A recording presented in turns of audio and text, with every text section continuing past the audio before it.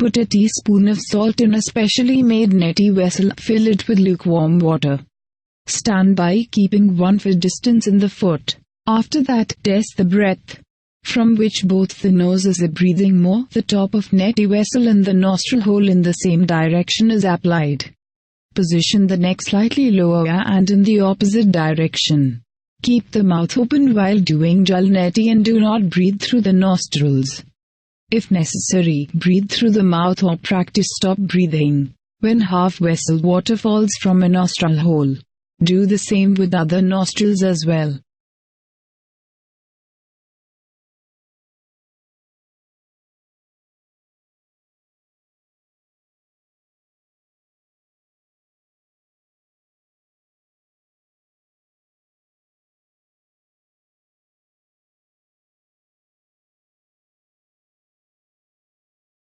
Benefit: the practice of water neti, all the disorders related to the nasal are resolved. Use it as a treatment for diseases like colds, cough, headaches, eye diseases, hair follicles, etc. It is extremely beneficial for patients with sinusitis. The practice of this action helps in removing brain-related diseases.